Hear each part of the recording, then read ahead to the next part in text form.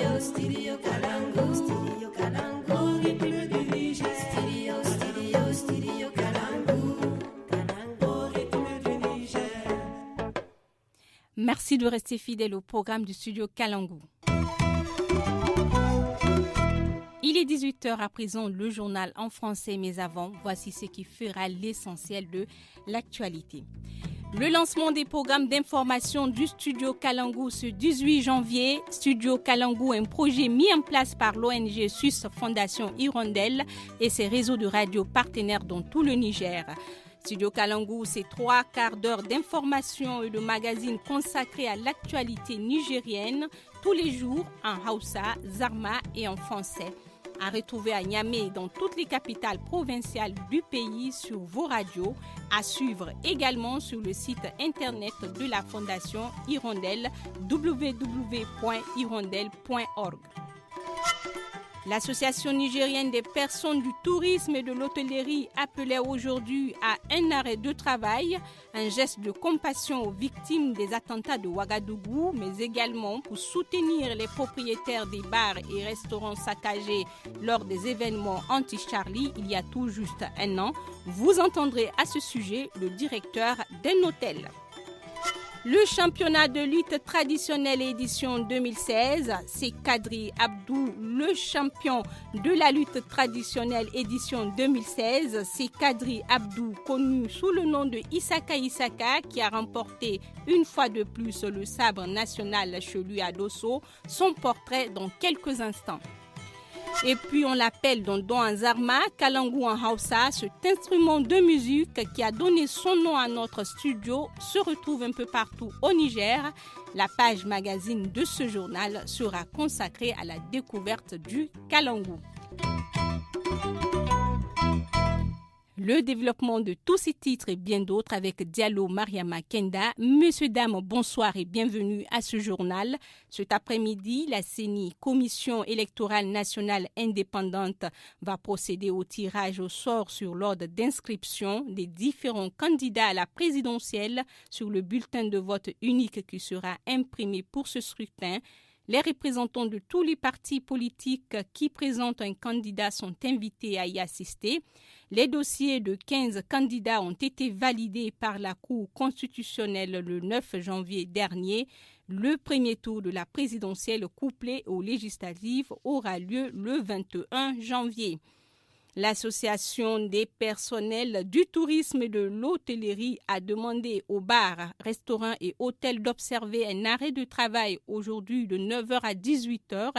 C'est un geste de compassion aux victimes des attentats qui ont frappé Ouagadougou vendredi passé, mais également soutenir les propriétaires des bars et restaurants saccagés lors des événements anti-Charlie il y a tout juste un an. L'explication de Madougou Ibrahim, secrétaire général de la dite association, au micro de Tarnan Ahmed. Cela fait jour pour jour maintenant un an que les événements dits anti-Charlie se sont passés dans notre pays.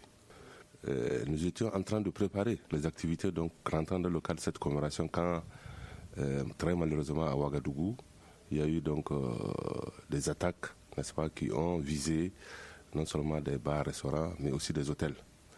Et donc, pour marquer notre solidarité vis-à-vis non seulement des victimes des événements du 17 janvier 2015, mais aussi les victimes de ces dernières attaques que nous avons demandé les compagnies aériennes, les hôtels, les bars, les restaurants, les guides de tourisme, d'observer une fermeture ou un arrêt de travail à partir de 9h jusqu'à 18h.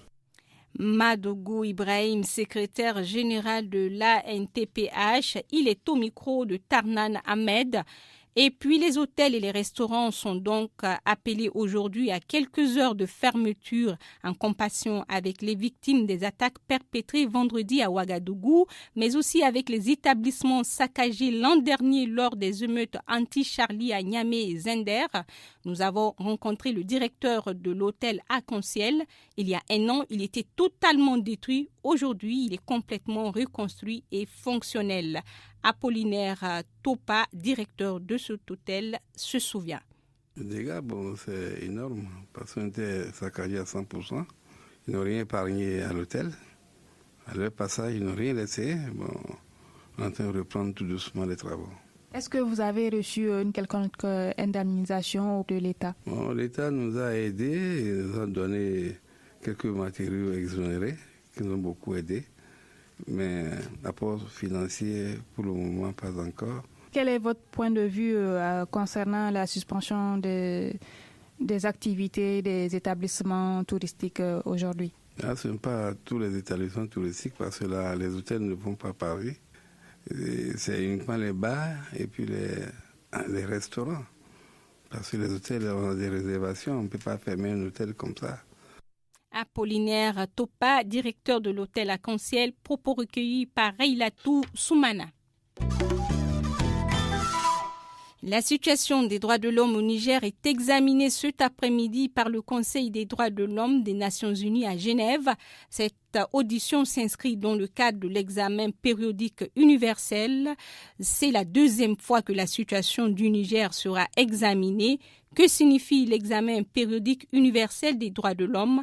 La réponse avec Kani Abdoulaye, le coordonnateur du CODEDH, le collectif des organisations de défense des droits de l'homme. Il est au micro de Habibou Garba. Les 193 pays membres, n'est-ce pas, du Conseil des droits de l'homme passent à chaque session, c'est 14 pays qui passent. Et il y a 3 sessions dans l'année. Ça veut dire que chaque année, il y a 42 États qui sont examinés. Ce n'est pas une obligation, mais l'État, de manière souveraine, accepte en tant que membre du Conseil des droits de l'homme de se soumettre à cet examen. C'est pour l'aider à améliorer les conditions de vie et du bien-être de ces populations. Maintenant, en mars, il y aura la consolidation de toutes les recommandations et il y a un rapport qui va sortir sur le Niger pour dire que voilà, le 18, le Niger est passé devant le Conseil des droits de l'homme pour son examen universel périodique. Voilà le nombre de recommandations, voilà les pays qui ont fait les recommandations. Maintenant, on demande à l'État d'aller le mettre en œuvre. Maintenant, l'État, quand il va revenir, va faire un plan d'action pour les 4 années et demie prochaines. Vous venez d'écouter Kani Abdoulaye, coordonnateur du CODEDH, au micro de Habibou Garba. Parlons à présent de cette grève du CEPRAS, du cadre permanent de réflexion et d'action des syndicats de l'enseignement. Elle débute demain mardi. Une grève de 48 heures sur toute l'étendue du territoire national. Le CEPRAS exige du gouvernement le respect du protocole d'accord signé entre les deux parties autour des revendications des enseignants. Il s'agit entre autres du paiement des rappels salaires, du paiement de la prime de la craie et de la révalorisation de la grille salariale. La Naira, première monnaie d'échange entre Maradi et le Nigeria, connaît une forte baisse. Commerçants et cambistes ne savent plus à quel sens se vouer.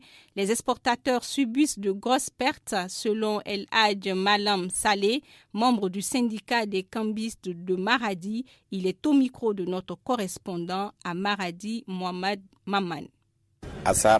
Les pertes sont énormes, principalement pour ceux qui exportent les marchandises en direction du Nigeria. Pour preuve, la Naira était à 350 pour 1000 francs CFA. À présent, elle est à 468 pour 1000 francs CFA. Par exemple, pour une vache qui coûtait 500 000 francs CFA, aujourd'hui sa valeur est divisée par 2 à cause de cette chute de la Naira. En outre, le sac de petits souchets de 12 000 francs ne coûte plus que 9 000 francs, soit une perte de 3 000 francs CFA. Quant au grand souchet, sa valeur était entre 17 000 et 18 000 francs. Aujourd'hui, elle oscille autour de 14 000. Là, la perte est de l'ordre de 4 000. Donc vous voyez que la chute de la Naira est une mauvaise nouvelle pour les opérateurs économiques. Malam Saleh, membre du syndicat des cambistes de Maradi, il est au micro de Mohamed Maman. Un mot de sport dans ce journal. La région de Dosso a remporté hier à l'arène Salma Danari le sabre national. Pour cette 37e édition, la finale a opposé Adamou Abdou, lutteur de Niamey, et Kadri Abdou, plus connu sous le surnom d'Isaka, lutteur de Dosso. Après 40 minutes de combat, Isaka, déjà champion l'an dernier, a eu raison de son adversaire.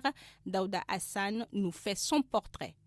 Après avoir remporté les championnats de moins de 19 ans en 2010 à Tillabéri, ce jeune lutteur fait parler de lui en 2013 à Maradi, où il écarte de la course au sabre les champions de l'époque Lamine Medabba d'Agadez. À la 35e édition de DIFA, le nouveau règlement de la Fédération nigérienne de lutte exclut Isaka Isaka en même temps que beaucoup de lutteurs pour faute de nationalité. Une enquête menée une année plus tard prouve que Kadri Abdoudi Isaka Isaka est bien nigérien, même si ses parents vivent à Boujikali en République du Bénin. Il faut attendre les championnats d'Agadez en 2015 pour voir ce polygame père de 4 enfants qui vit à Faux, à quelques 5 km de Gaïa, remporter les sabres nationaux. Un exploit qu'il a répété hier dimanche lors de cette 37e édition à Dosso. Il fait désormais partie de la liste très fermée des lutteurs nigériens ayant remporté les sabres 2 fois consécutifs après Bala Haruna de Zender 3 fois et Lamine Maïdaba d'Agadez. Daouda Hassan, Studio Kalangu. Restez avec nous, on se retrouve dans 1 minute pour la page magazine de ce journal.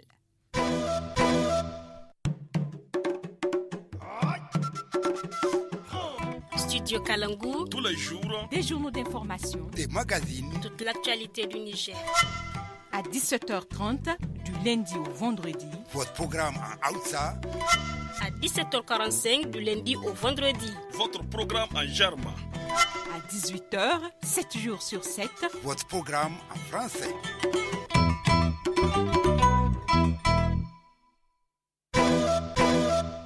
Il vient d'être 18h11, notre page magazine de ce soir.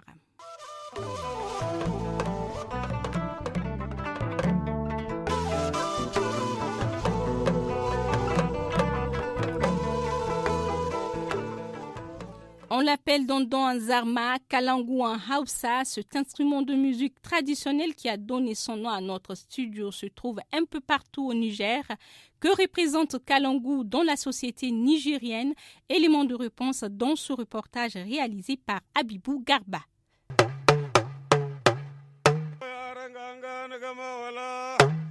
Âgé de 51 ans, Soumana Hamidou Dibana est l'un des grands joueurs de dondon de Goudel dans la périphérie de Niamey. Il a hérité ce métier de son père. Il a commencé à jouer cet instrument traditionnel à l'âge de 13 ans. Bana a également hérité son instrument de son père Hamidou Siddo. Il n'a aucun travail hormis le jeu de Kalangu. Pour Bana, le dondon traduit la pensée de son joueur.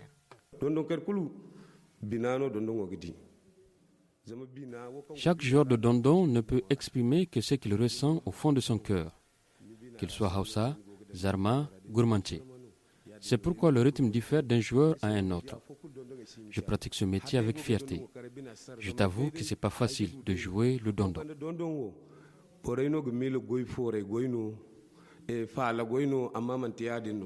Outre son aspect musical, le kalangu est utilisé à l'occasion des cérémonies de mariage, baptême et des fêtes débouchées. C'est également un média traditionnel. Maman Barka, chercheur musicien traditionnel au Centre de formation et de promotion musicale, rappelle que la fonction première du kalangu est de diffuser les informations. Quand dans un village on veut faire passer un message, on utilise le kalangu. Vous savez, dans les villages, autrefois, il n'y avait pas de radio, des médias modernes pour faire passer une information. Le crieur, ou bien il se fait accompagner par un joueur de kalangu, avec lesquels ils vont circuler ensemble dans les rues du village, ou bien lui-même, le crieur, c'est un joueur de kalangu. Parce que le fait de taper sur le kalangu attire mieux l'attention des populations. Aujourd'hui, il est rare de voir un jeune joueur de kalangu. Maman Barka justifie cette situation par un manque de politique nationale pour la sauvegarde des traditions. A noter que le kalangu se fabrique généralement en région Hausa et Gourma.